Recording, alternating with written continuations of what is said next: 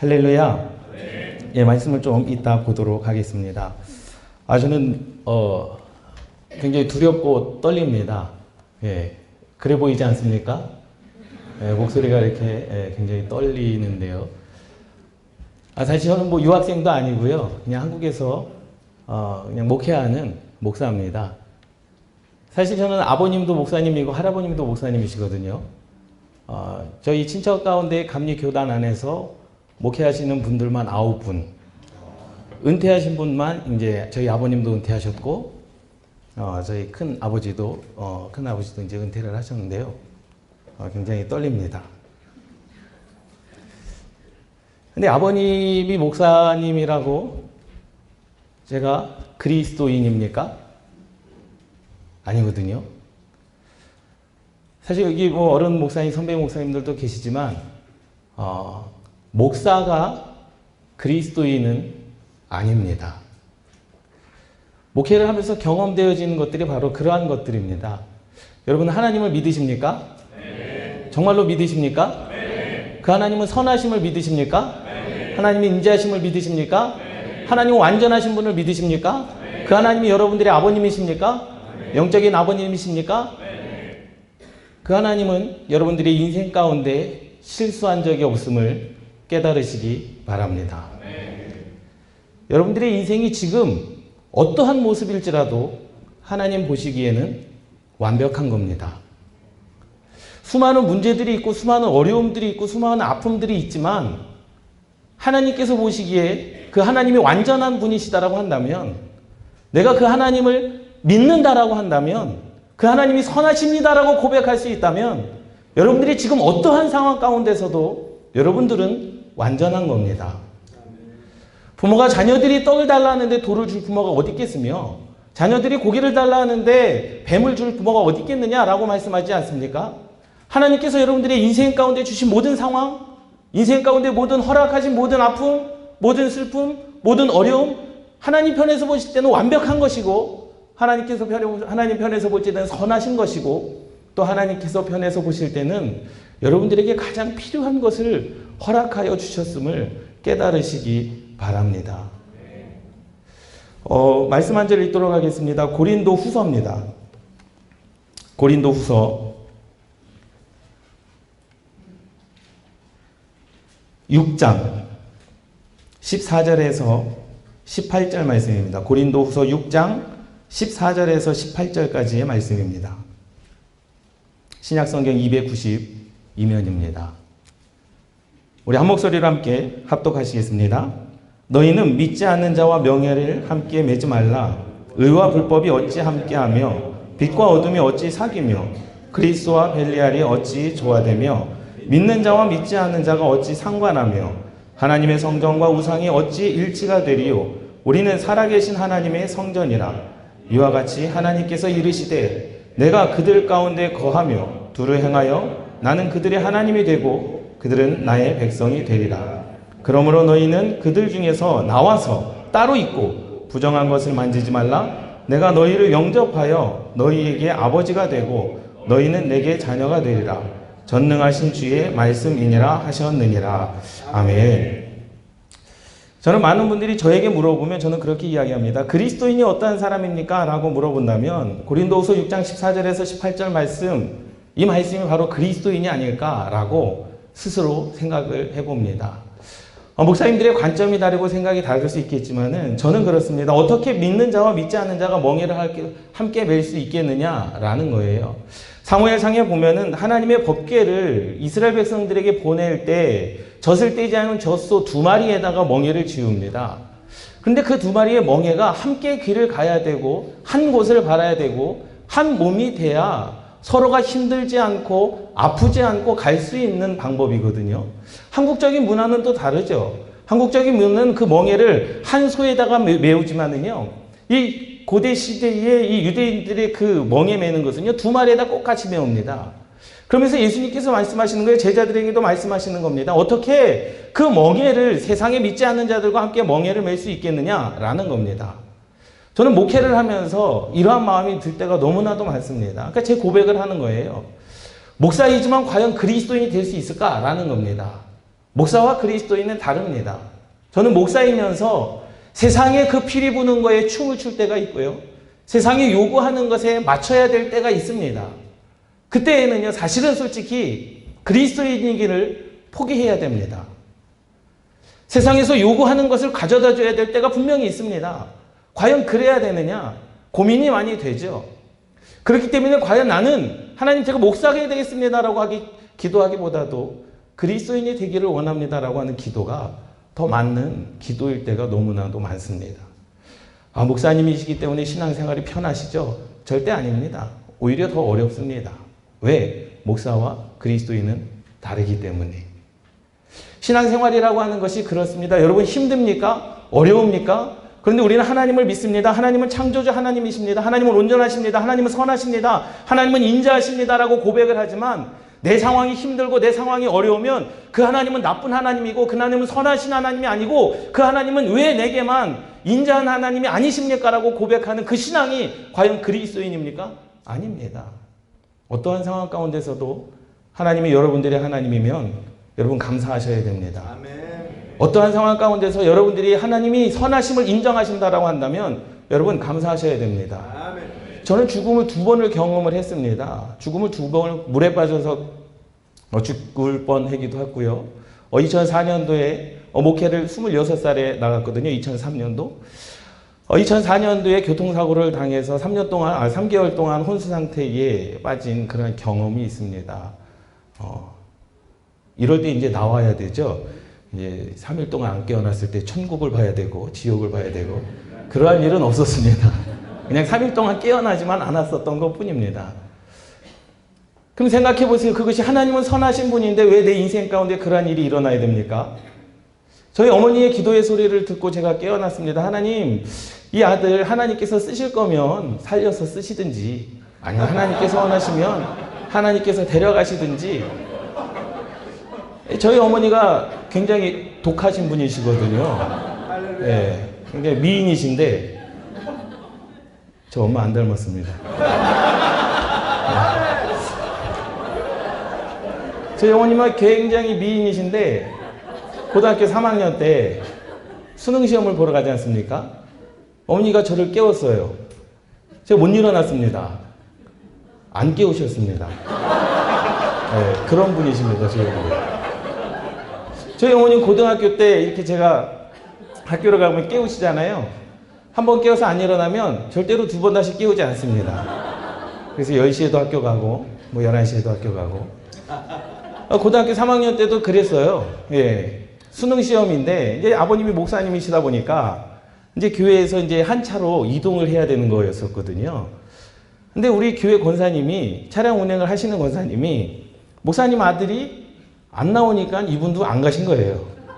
학교에서는 난리가 났죠. 학교에서 모여서 지금 교회 차를 타가지고 지금 이동을 해가지고 시험 장소에 가야 되는데 왜 안 옵니까? 해가지고 그 학생들이 10명이 되는 학생들이 교회로 택시를 타고 온 거예요. 왜 안 일어나냐고. 왜 안 오시냐고. 아니 목사님 아들이 안 나왔는데 내가 어떻게 가냐고. 그래서 선생님이 오셔가지고 저를 깨워서 예, 제가 그냥 볼펜만 들고 예, 갔던 기억이 있습니다. 하나님이 그렇게 저희 어머님이 그렇게 독하신 분인데 병원에서 그 어머니의 기도의 소리를 듣고 제가 일어났죠. 네. 하나님과 상관없이 내가 살아야 되겠다. 네. 저희 어머님의 신앙이 그러한 신앙이셨습니다. 그러면서 고백을 그렇게 하시는 거예요. 하나님은 선하신 하나님이시다라는 거죠. 그 하나님은 완전하신 하나님이시다라는 겁니다. 아들이 교통사고에서 지금 죽어서 죽을 상황 속에서 혼수 상태에서 3일 동안 깨어나지 않는 그 상황 가운데서 그 어머니의 신앙의 고백이 굉장히 제게 큰 충격이었습니다. 근데 그것은 꼭 내가 가져야 될 신앙의 모습이었다라는 거죠. 목회를 하면서 아버지에게 많이 의지하고 싶었지만 아버님께서 저에게 그런 말씀을 하셨어요. 너는 그냥 네 목회해라. 나는 내 목회하겠다. 그래서 저는 개척을 했습니다. 15년 동안 생고생을 했죠. 10년이 지나니까 제 마음 가운데 그러한 마음이 있었어요. 아버님이 은퇴하실 때 좀, 제가 감리교 목사이거든요. 아버님이 은퇴하실 때 좀 아버지 교회 좀 들어가고 싶다. 아버님이 은퇴하실 때 이렇게 좀 돌려서라도 편법을 써서라도 가고 싶다. 저는 아직도 한국에서 세습에 대한 문제를 놓고 이야기한다면 저는 세습을 찬성하는 목사 중에 한 사람입니다. 네. 모르겠습니다. 그것이 성경적인지 성경적이지 않은 것인지 모르겠지만 저는 그것이 맞다고 생각을 해요. 제 소신입니다. 제 소신이에요. 근데 아버님이 은퇴하실 때 제게 말씀을 하셨어요. 그냥 너 목회하고 나는 내 목회한 거다. 그때는 참 암담하죠. 사실 그때까지만 해도 제가 목회를 제대로 한 것이 아니었기 때문에. 왜요? 붙잡을 것이 있었거든요. 아버지라고 하는. 근데 그 끈이 딱 떨어지는 순간 내가 붙잡아야 될 분은 하나님밖에 없었습니다. 그때부터 진짜 기도가 무엇인지, 그때부터 목회가 무엇인지, 그때부터 내가 만나야 될 분이 무엇인지를 깨닫기 시작했다라는 거죠. 목사 안수를 받고 수년이 흐른 후에야 그리스도인이 뭔가라고 깨달았고요. 목회가 무엇인가라고 깨닫기 시작을 했습니다. 그때부터 하나님께서 부어주시는 은혜가 분명히 있었습니다. 오늘 한병훈 목사님께서 말씀하셨던 것처럼 내 육신 가운데 있는 그 모든 문제를 가지고 내 인생을 한번 풀어보려고 했는데 풀리지가 않았지만 정말로 하나님이 어떠한 분이신가를 알고 내가 하나님께 매달리기 시작하였고 하나님과 나와의 그 교통이 없었던 것이 교통이 되어지고 나니까 하나님께서 나를 이끄시는 그 하나님의 역사로 이끌어 주신 줄 믿습니다. 그것이 하나님의 은혜였다라는 거죠. 여러분, 우리는 고백해야 됩니다. 여러분들이 지금 어떠한 모습이십니까? 불평하십니까? 불만이 있습니까? 저는 사실 이곳에 오기 한 주 전에 1월 마지막 주에 제가 말씀을 드렸어요. 저 못 가겠습니다. 안 가겠습니다. 왜 안 가냐? 저 설교시켜서 안 가겠습니다. 저는 사실 이제 좀 좋은 시간, 2주 동안에 좀 여유로운 시간을 보내려고 했는데 갑자기 설교를 넣으셔가지고 저 빼주시면 안 되겠습니까? 저 안 하면 안 되겠습니까? 그러면서 오면서부터 비행기 안에서도 고민을 했습니다. 하나님, 저를 보내신 이유가 무엇입니까? 전 유학생도 아니고요. 영어도 모르고요. 제게 이곳을 보내신 이유가 무엇입니까? 라고 계속 기도하면서 왔어요. 사실 본문 말씀 요한계시록 22장 21절 말씀인데 여기 적혀있는 말씀도 또 다른 말씀이에요. 네. 그래서 제가 이 말씀을 해가지고 말씀을 전해야 되느냐 고민이 많았습니다. 그러면서 기도하면서 오는데 하나님께서 제게 음성을 주셔가지고요. 이 비행기 티켓이거든요. 뒤에다 이렇게 적었어요. 제가 뭘 해야 될까?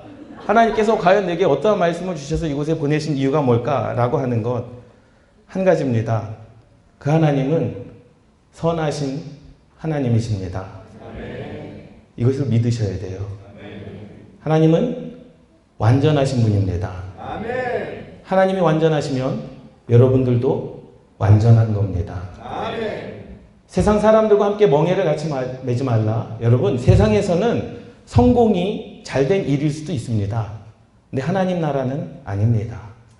하나님 나라에서는 실패가 잘된 일일 수도 있습니다. 왜 세상의 기준을 가지고 그리스도인의 기준을 정합니까? 왜 세상의 기준을 가지고 여러분들의 삶의 기준을 정합니까? 왜 세상의 기준을 가지고 왜 그리스도인이 그래야만 된다라고 여러분들 왜 그렇게 이야기하십니까? 왜 세상의 기준을 가지고 왜 여러분들이 꼭 그래야만 되는, 꼭 그것을 위해서 기도해야만 되는 세상과 같은 멍에를 메고 세상이 피를 불 때 여러분들이 왜 거기서 장단에 맞춰서 춤을 추고 세상이 요구할 때 왜 나는 그것에 맞춰서 내 모습이 그래야 되는가? 왜 그렇게 살아가십니까?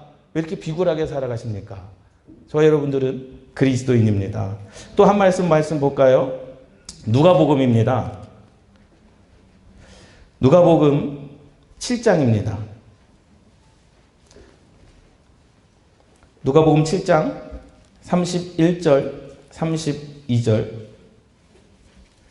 35절 말씀까지 신약성경 100이면 누가복음 7장 31절에서 35절 말씀 한 목소리로 함께 합독하시겠습니다. 또 이르시되 이 세대 사람을 무엇으로 비유할까? 무엇과 같은가? 비유하건대 아이들이 장터에 앉아 서로 불러 이르되 우리가 너희를 향하여 피리를 불어도 너희가 춤추지 않고 우리가 곡하여도 너희가 울지 아니하였다 함과 같도다. 세례 요한이 와서 떡도 먹지 아니하며 포도주도 마시지 아니하며 너희 말이 귀신이 들렸다 하더니 인자는 와서 먹고 마시매 너희 말이 보라 먹기를 탐하고 포도주를 즐기는 사람이요 세리와 죄인의 친구로다 하니 지혜는 자기의 모든 자녀로 인하여 옳다함을 얻느니라. 아멘. 세상의 요구에 우리가 맞출 필요가 없습니다. 우리는 하나님의 말씀에 그리스도인으로 살아가면 되는 줄 믿습니다. 아멘. 세상의 피리를 본다고 우리가 그것에 장단에 맞서서 춤을 춰야 됩니까? 아니요. 그게 그리스도인입니까? 아닙니다. 세상이 요구하는 것에 우리가 꼭 그렇게 살아가야 세상의 인정을 받아야 하나님께 인정을 받는 겁니까? 아닙니다. 그럴 필요가 없습니다. 우리는 하나님의 말씀에 기록된 대로 내게 그 하나님의 말씀이 무엇인가? 우리가 그 말씀을 믿고 따르면 되는 줄 믿습니다. 그게 그리스도인입니다. 그리스도인은 세상이 정해주는 것이 아니라 하나님께서 너가 나를 믿느냐라는 거예요. 창세기는요, 누구를 믿는 겁니까? 여호와 하나님을 믿는 겁니다. 모든 시작, 하나님께서 천지를 창조하셨다는 거 아닙니까? 우리는 창조주 하나님을 믿는 겁니다. 출애굽기를 보세요. 무엇을 믿는 겁니까? 예수 그리스도의 보혈로 구원받는 백성들 10가지 재앙, 10번째 재앙, 예수 그리스도의 문 좌우설주와 문연방에 어린 양의 피를 발라라. 그러면 너희 죄악과 사망과 거기서 내가 너희를 건져내리라. 예수 그리스도를 믿는 겁니다. 그러면 하나님을 믿는 사람이, 예수 그리스도를 믿는 사람이 뭐 해야 됩니까? 레위기에서는 5가지 예배를 말씀합니다. 너희가 하나님을 믿느냐? 예수 그리스도를 믿느냐? 그럼 너희는 예배해야 된다. 하나님을 예배해야 된다라는 거예요. 할렐루야. 예배하면 끝입니까? 아닙니다. 민수기에서는 광야에서 훈련시키십니다. 하나님께서 말씀으로 훈련시키십니다. 하나님께서 광야에서 42번의 진을 옮기시는데 왜 42번의 진을 옮기셨습니까? 영적인 문제가 한 번씩 해결될 때마다 하나님께서 그들을 가나안 땅으로 인도하여 주신 줄 믿습니다. 할렐루야. 우리는 훈련을 받아야 됩니다. 기도의 훈련을 받아야 되고요. 말씀의 훈련을 받아야 됩니다. 할렐루야. 그래야 여러분들이 그리스도인이 있는 것이고 하나님 나라에 들어갈 수 있음을 깨달으시기를 바랍니다. 아멘. 그리고 여호수아에서 뭐라고 말씀하십니까? 그래 됐다. 너가 밟는 모든 땅을 내가 너희에게 주겠다라고 말씀하지 않습니까? 그게 그리스도인입니다. 세상과 함께 멍에를 매지 마십시오. 여러분들의 기준은 말씀이 여러분들의 기준이 되어야 되는 줄 믿습니다. 이것이 살아계신 하나님을 믿는 저와 여러분들 아닙니까? 여러분들이 기도하셨는데 자녀들이 떡을 달라는데 돌을 줄 부모가 어디 있겠느냐? 근데 우리는 분명히 내가 생각할 땐 이게 떡입니다. 근데 하나님께서 다른 것을 주셨어요. 내가 기도한 다른 것을 주셨습니다. 내가 기도한 방법, 다른 방법으로 나를 이끌어 주셨습니다. 내가 원했던 생각, 내가 원했던 기도, 내가 원했던 것이 아니라 전혀 다른 방법으로 나를 이끄시고 전혀 다른 방법으로 내게 말씀하시고 전혀 다른 방법으로 우리에게 주실 때가 있어요.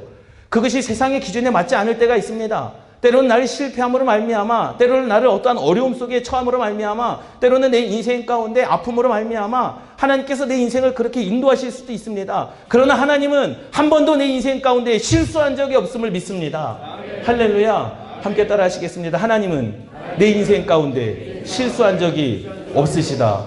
믿습니까? 아멘. 여러분들의 삶이 그러하기를 주님의 이름으로 축원합니다. 아멘. 많은 것을 하고 싶습니다. 제가 사실 이제 일산 옆에 능곡이라고 하는 소도시에서 왔어요. 도시도 아니고 시골도 아닙니다. 근데 교회 주변에 보면은요, 다 논밭이에요. 바로 일산 옆이거든요. 많은 것이 생각이 나요. 그래서 우리 저기 대치동에 작은 빌딩 200억이라고 말씀하셨는데, 예. 거기는 이제 시골 동네입니다. 예. 사실 땅이 많아요. 저희 교회로 말고 우리 재단이기 때문에요. 뭐 파주에도 4만 평 땅이 있고요. 저희 교회 이름으로 된 땅이. 지금 거기 땅도 한 2,030평 정도가 돼요.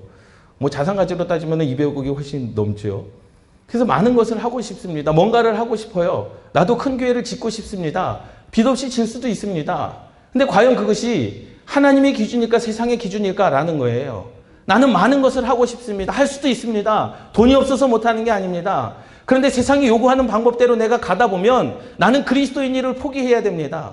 나는 그리스도인을 포기해야 되고 세상이 맞는 방법대로 살아가야 되는 것이고 세상이 요구하는 대로 가야 되는 그러한 결정이 내게 있어야 된다라는 거죠. 근데 과연 그 가운데서 나는 무엇을 놓고 기도를 해야 되느냐라는 겁니다. 하나님께서 진정 내게 원하시는 것이 뭘까라는 거예요. 그리스도인으로 살아간다라고 하는 것은요. 여러분 정말 그리스도인으로 살아가고 계십니까? 여러분들이 이곳에 온 이유는 저와 같은 마음인 것 같습니다. 좀 쉬고 싶어서, 놀고 싶어서, 말씀과 상관없이. 예? 예. 김하혜 목사님이 먼저 아멘을 하셨는데. 여러분, 하나님은 선하신 분이십니다. 정말로 하나님은 선하신 분이십니다. 하나님은요, 완전하신 분이십니다. 여러분들의 인생 가운데 정말로 여러분들이 하나님을 믿는 사람이라면 하나님의 선하심을 고백하십시오. 여러분들의 인생이 힘들 수 있습니다. 어려울 수 있습니다. 금수저, 흙수저, 세상이 말하는 그 기준 때문에 상대적인 박탈감이 있을 수 있는 것이고, 그래 너는 목사 아들로 태어나서 그렇게 이야기할 수 있지, 이야기할 수 있습니다. 그래 너는 그렇게 지금 어느 정도 돼서 이야기할 수 있지, 그렇게 이야기할 수 있습니다. 그러나 그런 거 상관없이 하나님은 선하신 분이십니다. 하나님은 완전하신 분입니다. 왜 세상과 같이 멍에를 매지 말라 말씀하셨겠습니까? 하나님의 방법은 세상과 다르기 때문에 그렇습니다. 하나님의 뜻은 세상과 다른 곳에 있기 때문에 그렇습니다. 아까 본문 말씀 누가복음 말씀에 보면 그렇게 말하죠. 너희가 장터에 앉아 서로 불러 이르되 우리가 너희를 향하여 피르를 보러도 너희가 춤추지 않고 우리가 곡하여도 너희가 울지 아니하였다 함과 같도다라는 그 말씀. 여러분, 우리는 하나님의 말씀이 어디 있는가? 하나님의 뜻이 어디 있는가? 그 하나님의 뜻이라면 정말로 여러분들의 삶을 내어드리기를 원하십니까? 여러분들의 삶이 정말로 하나님의 말씀에 이끌림 받고 있음을 여러분 확신하십니까? 그런데 왜 고민하십니까? 그런데 왜 결정하기가 힘듭니까? 내가 정말로 그리스도인이라고 한다면 세상에서 어떠한 것을 결정함에 있어서 불편하지 않습니다. 고민하지 않습니다. 세상의 어떠한 것으로도 상처받지 않습니다. 왜? 난 그리스도인이기 때문에. 하나님은 완전하신 분이시기 때문에. 세상에서 저와 여러분들을 향하여 실패하였다, 세상에서 저와 여러분들을 향하여 망하였다라고 이야기한다 할지라도 그 하나님은 선하신 분이십니다. 그 하나님은 여러분들의 인생 가운데 한 번도 실수한 적이 없으십니다. 그것을 믿으십니까? 정말로 그것을 믿으십니까? 여러분들이 그 하나 한 가지만 잡고 승리하시기를 주님의 이름으로 축원합니다. 우리 좀 기도해 볼까요? 한 5분 동안만.